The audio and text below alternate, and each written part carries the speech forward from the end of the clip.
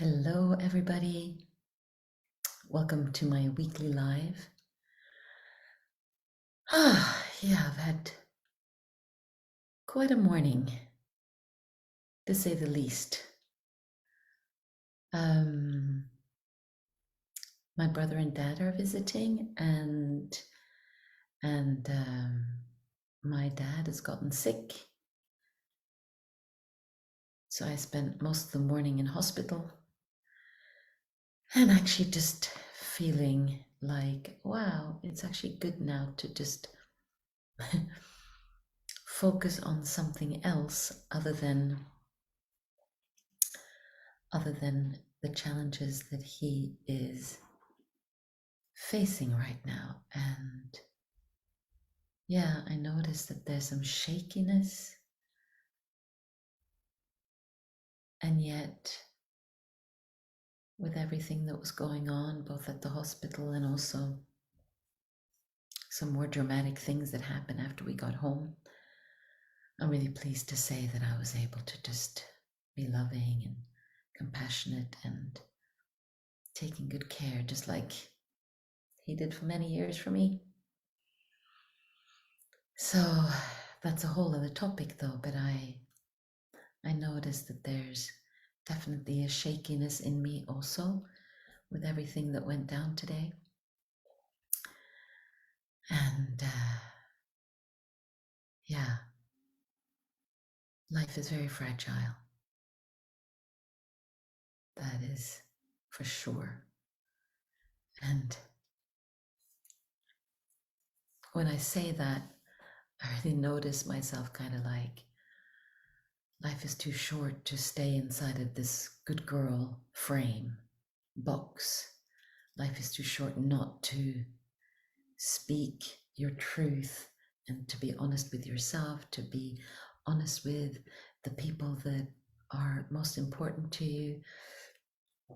Excuse me. So, um,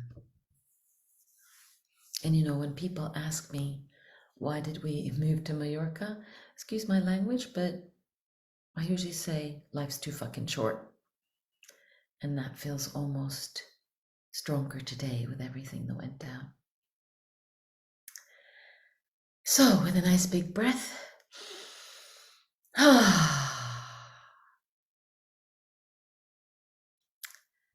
today I want to really talk about honesty, about radical honesty.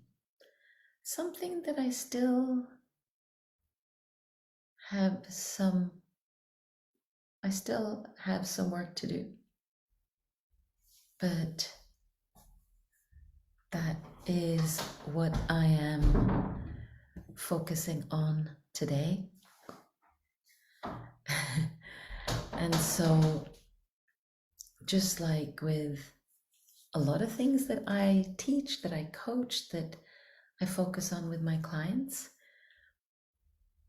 it's either the road that I have taken myself, and it's also things that I'm still working out.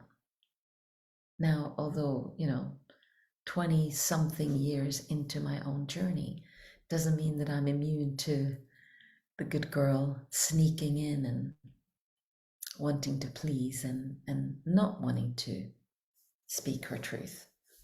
Because, for many years, I've been on this journey, but for many years, that journey is to learn about honesty. And that's, been a thread that's run through every part of my life. Work, love, friendships, family, all of it.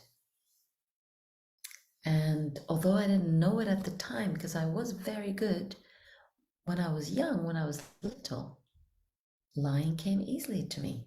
I told big lies, small lies, embellished stories, bent the truth. And white lies often start small and can be almost automatic.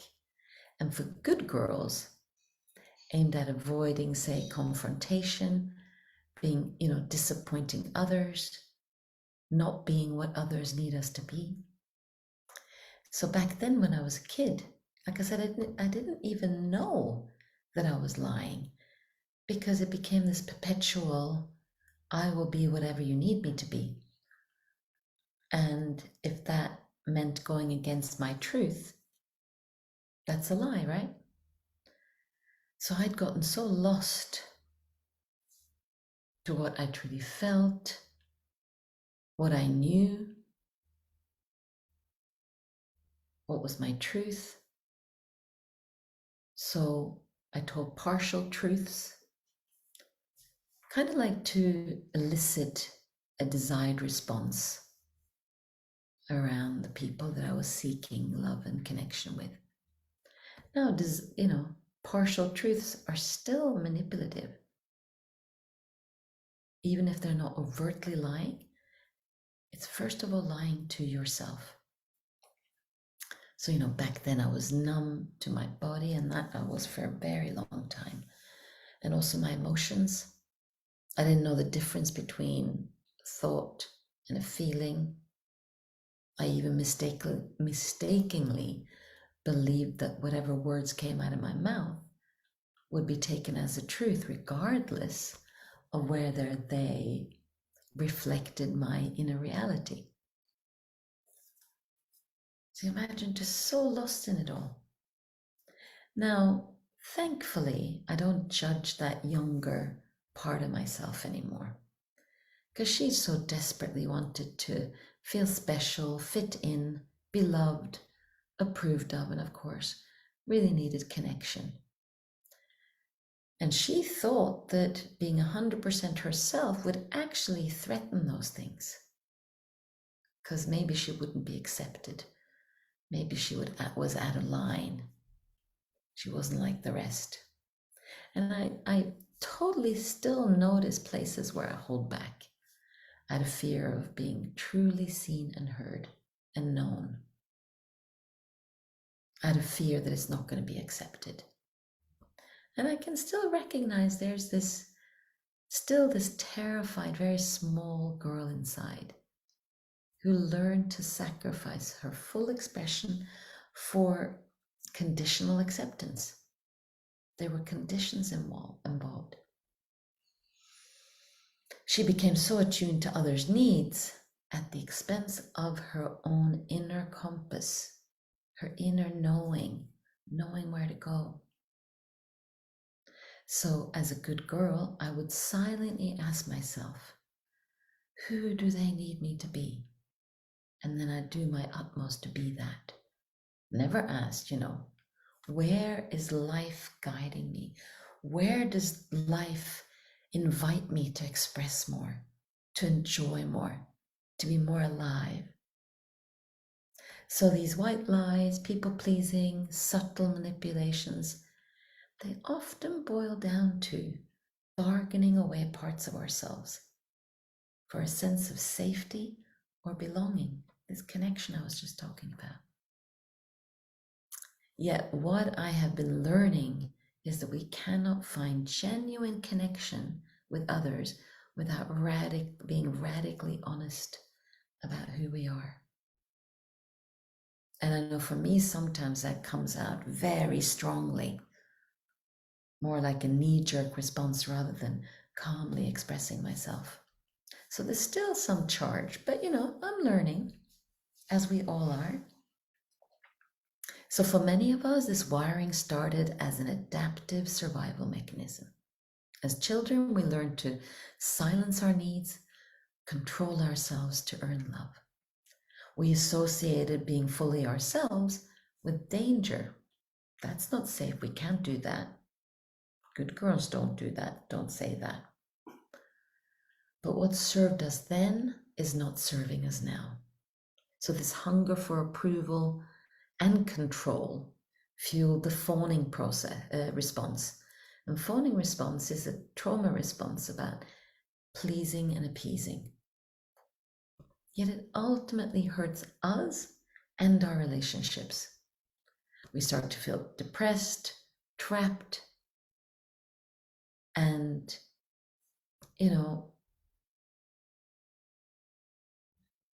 I would say that, like I just explained, some of our truths can then come out sideways, seeping through the cracks, not straight.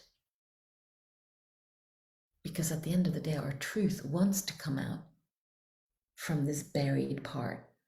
Even if it doesn't come straight, then it might come sideways.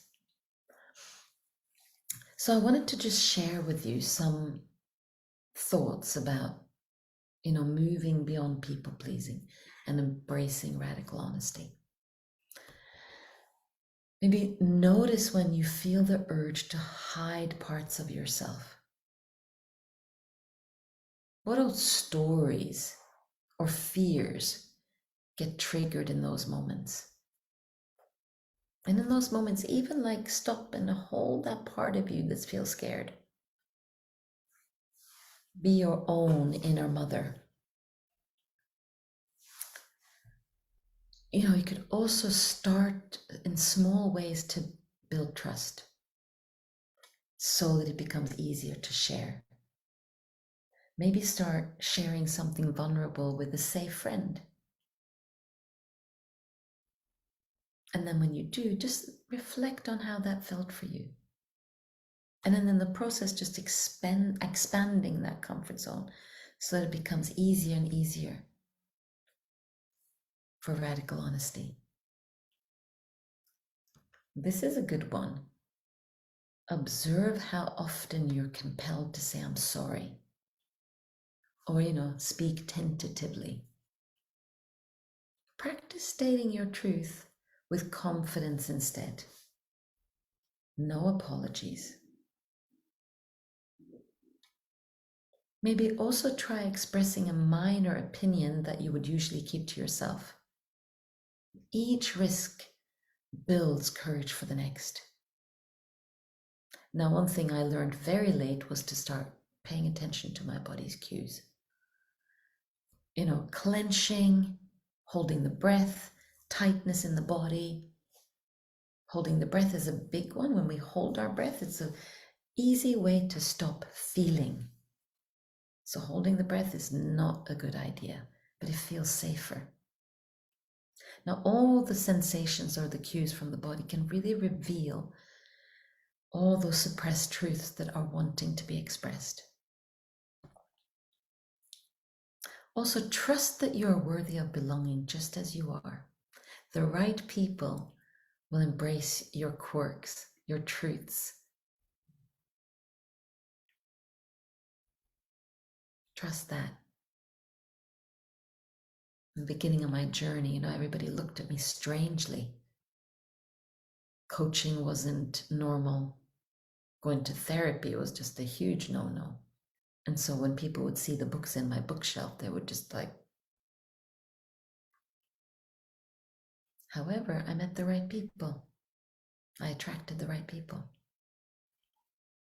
Remind yourself regularly why you are choosing honesty and freedom over conformity and hiding. And finally, keep going. Liberation awaits on the other side of discomfort, of shedding an old, constrictive skin. It really does. I speak from a lot of experience in that. So the more I tune into my body and emotions, the more I start to trust that they're pointing me towards actualized freedom. Thing is, we are safest when we dare to unfurl ourselves fully and let our light shine bright. We're most connectable when we engage authentically, not performatively, no performance. And yet I'm sure many good girls can appreciate that's one of the things we do. So I've been learning to let go of bargaining my inner wisdom and truth away. Learning step by step. And I wish the same freedom for all of you. And should you need my support with radical honesty, with breaking free of an old, outdated, like a snake skin, get in touch. I would be honored and happy to support you. And for now, wishing you the courage to let your light shine bright. And with that, from my heart to yours, wishing you a beautiful rest of your week. And may radical honesty bring you so much joy, connection, and sense of being at home in yourself. Bye for now.